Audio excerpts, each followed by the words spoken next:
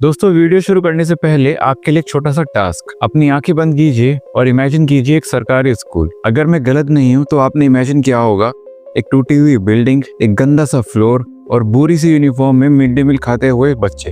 अब इमेजिन कीजिए एक सरकारी हॉस्पिटल। आप इमेजिन कर पा रहे होंगे एक लंबी लाइन, पेशेंट से खचाखच भरा हुआ एक वार्ड, पेशेंट या तो जमीन पर या एक बेड पर 2 पेशेंट और बेचारा एक डॉक्टर जो 100 पेशेंट को देख रहा हो। अब आप सोच रहे होंगे दोस्तों कि इसमें नया क्या है, ये तो बड़ी नॉर्मल सी बात है। मगर नहीं, ऐसा पहले मुझे भी लगता था। मगर जब आप एक डेवलपिंग कंट्री से एक डेवलप्ड कंट्री में मूव करते हो तब आप ऐसी छोटी और बड़ी चीजें नोटिस करते हो जो आप सिर्फ इंडिया में रहकर महसूस नहीं कर पाते।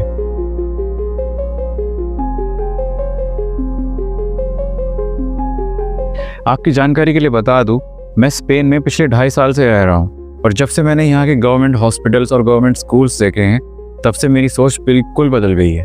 यहाँ पेरेंट्स अपने बच्चों को सरकारी स्कूल भेजने पर प्राउड फील करते हैं। उसके पीछे reason, teachers are well trained, schools modern है, इंफ्रास्ट्रक्चर टॉप क्लास बिल्कुल हमारे प्राइवेट स्कूल जैसा, और सबसे बड़ी बात एजुकेशन बिल्कुल फ्री है। जी हाँ दोस्तों, और सिर्फ फ्री ही नहीं, स्पेन में एजुकेशन 6 से 16 साल तक कंपलसरी है। यानी parents are obligated to educate their children. यानी गवर्नमेंट गारंटी देती है कि हर बच्चा एजुकेटेड हो, फिर चाहे वो बच्चा गरीब इंसान का हो या अमीर, सब एक ही स्कूल में पढ़ते हैं।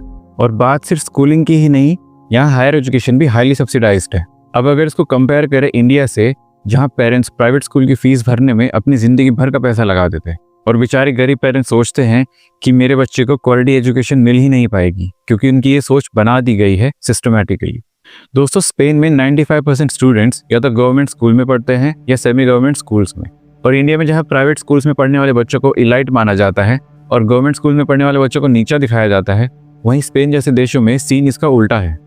यहाँ अगर आप प्राइवेट स्कूल बैकग्राउंड से हो तो लोगों का मानना है कि शायद आपने बेस्ट एजुकेशन मिस कर दी, क्योंकि यहाँ पब्लिक स्कूल का मतलब है स्ट्रॉन्ग फाउंडेशन, क्रिटिकल थिंकिंग और सिटीजनशिप वैल्यूज। और यही रीजन है कि वेस्टर्न कंट्रीज में सोसाइटीज ज़्यादा अवेयर और पॉलिटिकली एक्टिव है।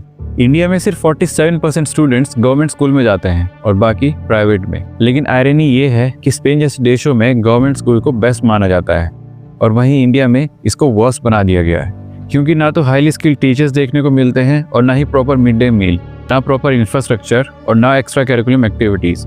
ऊपर से कास्ट बेस्ड डिस्क्रिमिनेशन के केसेस इस सिस्टम को और बुरा बना देते हैं। और सिर्फ इतना ही नहीं, इंडिया में गवर्नमेंट स्कूल को बहुत तेजी से बंद किया जा रहा है और प्राइवेट स्कूल्स प्रमोट किए जा रहे हैं, जिसका रिजल्ट इंडिया की आधी से ज़्यादा पॉपुलेशन क्रिटिकल थिंकिंग डेवलप ही नहीं कर पाती, क्योंकि लोग सवाल पूछने से भी डरते हैं। अब ये क्रिटिकल थिंकिंग होती क्या है और ये इम्पोर्टेंट क्यों है, ये एज एन इंडियन हमें समझना बहुत ज़रूरी है।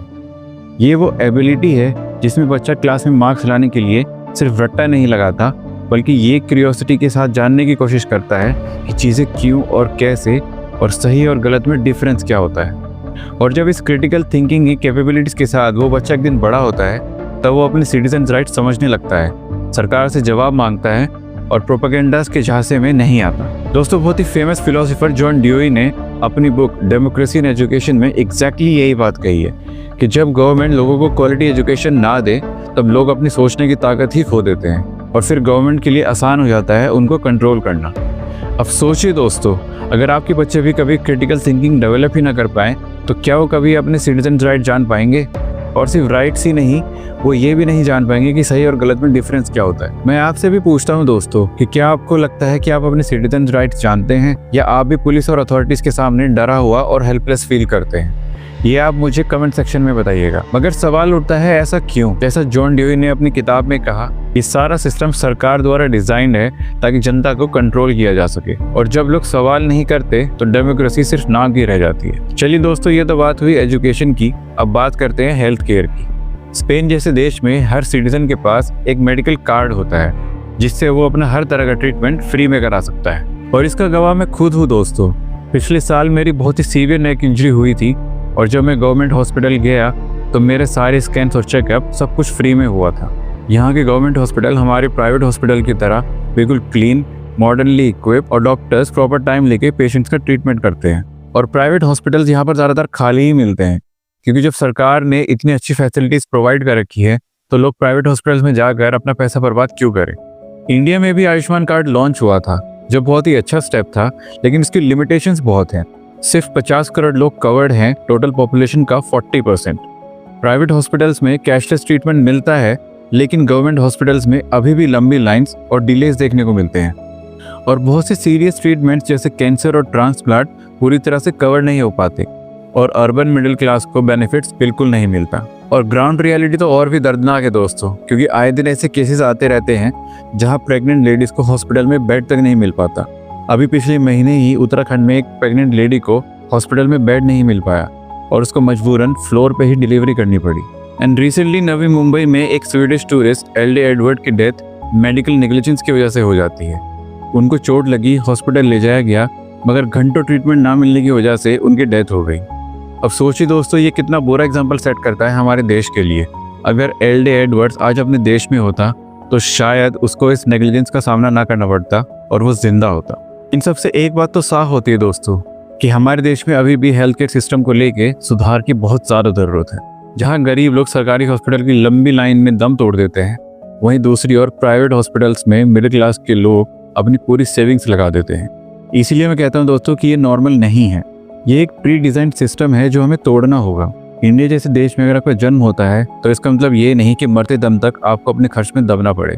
दूसरे देशों में जहाँ लोग अपना फ्यूनरल तक प्री प्लान कर लेते हैं, वहीं हमारे देश में लोगों को टाइम से ट्रीटमेंट ना मिलने पर उनकी मौत हो जाती है और फिर हम सोचते हैं कि ये तो भगवान की मर्जी थी, जबकि ऐसा सोचना बिल्कुल गलत है। वैसे एक हकीकत ये भी है दोस्तों कि इंडियन पेरेंट्स अपनी पूरी ज़िंदगी बच्चों की फीस को लेकर टेंशन लेते हैं और जब उनके बच्चे बड़े होते हैं तो वो भी सेम साइकिल रिपीट करते हैं। मगर ऐसा क्यों है दोस्तों? क्योंकि सरकार ने अपनी बेसिक ड्यूटी को एक प्राइवेट अपॉर्चुनिटी बना दिया है। वैसे अरविंद केजरीवाल ने दिल्ली में गवर्नमेंट स्कूल्स को रिवाइव करने की कोशिश की थी और दुनिया भर में उस मॉडल की तारीफ भी हुई थी, मगर पॉलिटिक्स ने उस मॉडल को भी मार दिया और इसमें कोई दोहराई की बात नहीं है कि आज वही लोग रिग्रेट कर रहे हैं। वैसे यहाँ मैं एक बात और कहना चाहूँगा दोस्तों, जो हर इंडियन को एज ए सिटीजन समझने की ज़रूरत है। हमारी सरकार 80 करोड़ लोगों को फ्री राशन देकर उसको एज एन अचीवमेंट ऐसे दिखाकर शो ऑफ करती है जैसे बहुत बड़ा एहसान किया हो, जबकि ये शर्म की बात है कि हमारे देश की आधे से ज़्यादा पॉपुलेशन फ्री राशन पर जी रही है। जबकि सरकार की फर्स्ट प्रायोरिटी ये होनी चाहिए कि वो कास्ट और रिलीजन को साइड में रखकर हर इंडियन को, फिर चाहे वो किसी भी क्लास से हो, उसको फ्री क्वालिटी एजुकेशन और फ्री हेल्थ केयर प्रोवाइड करे, जो कि आपका एक बेसिक राइट है, ना कि कोई चैरिटी। वैसे मैंने इस वीडियो में अमेरिका और चाइना जैसे बड़े देशों की बात जानबूझकर नहीं की दोस्तों, क्योंकि मैं ये मैसेज देना चाहता था कि स्पेन, जापान और यूरोप के ऐसे छोटे छोटे देश अगर ये सब कर सकते हैं तो इंडिया जो वर्ल्ड की लार्जेस्ट डेमोक्रेसी है वो भी कर सकती है। बस हमें ज़रूरत है तो अपनी क्रिटिकल थिंकिंग को डेवलप करने की और सरकार से सवाल करने की, वो भी बिना डरे। ये वीडियो मैंने खासकर उन मिडिल क्लास और अनप्रिविलेज्ड लोगों को ध्यान में रख के बनाई है जो अपने बच्चों को पढ़ाना तो चाहते हैं मगर फीस के डर से वो अपना सपना पूरा नहीं कर पाते।